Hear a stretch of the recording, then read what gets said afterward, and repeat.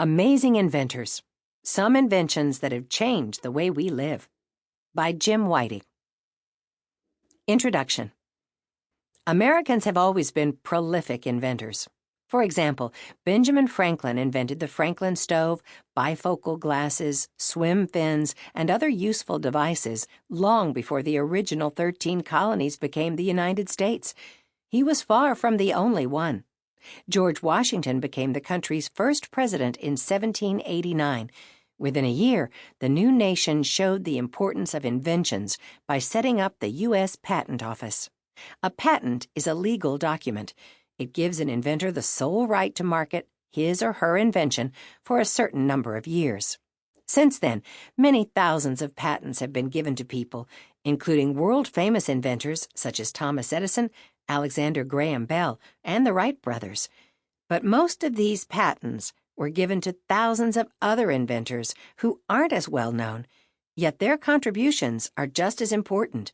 Their inventions have made life easier and more convenient for countless numbers of people. Of course, Americans aren't the only ones who have become inventors. Long before the United States came into existence, inventions from people all over the world played meaningful roles in the development of civilization. What follows are the stories behind 12 inventions. Some have saved lives. Others have made our leisure time much more enjoyable. Still others affect how we eat and take care of ourselves. They all have one thing in common: the power of the human mind. There is much more to becoming a successful inventor than thinking of something new or improved. In many cases, these inventions involved years of effort. Sometimes they were even rejected at first. But their inventors never gave up. They believed in what they were doing. For that, we can be very grateful. Chapter 1. Stephanie Kwolek. So this is what it's like to get blown up, thought U.S. Army Specialist Carl Jackson. It was the morning of August 9th, 2005. An IED, improvised explosive device, had just gone off a few feet from the gun truck in which he was riding. The vehicle was part of a patrol in Iraq. The force of the explosion lifted the truck and slammed it several feet to the side. "I could not move," Jackson said. "My legs only responded with flailing kicks, and a fog blurred my mind. My right side, closest to the door, was the source of the most pain, and it was difficult to breathe." Several members of Jackson's platoon rushed to his aid. One asked, "How bad are you hit?" "Bad," Jackson replied. He was quickly transferred to another truck. The vehicle sped back to its base. Jackson was airlifted to a hospital in Baghdad. Surgeons began operating on him less than 50 minutes after the explosion. The following day, he was flown to a hospital in Germany. Soon he was back on American soil. Jackson's sergeant sent him pictures of the damaged gear he had been wearing. One of the pictures showed his helmet. It was made of a very strong yet lightweight material known as Kevlar.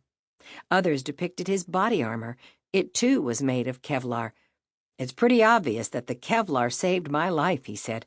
The Kevlar dented inward and was partially torn open by a large piece of shrapnel that bounced off and then exited through the steel roof of the gun truck. No doubt I was lucky to be alive. Lucky the fragments were slowed by the armor on my gun truck and my body armor, so that more of my guts were not damaged, and lucky that my spine was only fractured and not severed. Jackson's gratitude toward Kevlar material is shared by thousands of U.S. military and law enforcement personnel. Many also owe their lives to its protective qualities. So do many firefighters who wear Kevlar helmets, coats, pants, gloves, and boots. Kevlar's value extends far beyond its life-saving ability. It is used in many sports and recreational activities. Skis, hockey sticks, baseball bats, tennis rackets, and canoes are just a few examples. Kevlar was an important part of the 25-foot boat that Maud Fontenoy used in 2005 when she became the first woman to row by herself across the Pacific Ocean. Many types of ropes and cables are made of Kevlar. So are numerous parts of airplanes, automobiles, and motorcycles, even spacecraft. In all, it is used in more than 200 products. All of these uses can be traced back to a woman who originally... Sample complete. Ready to continue?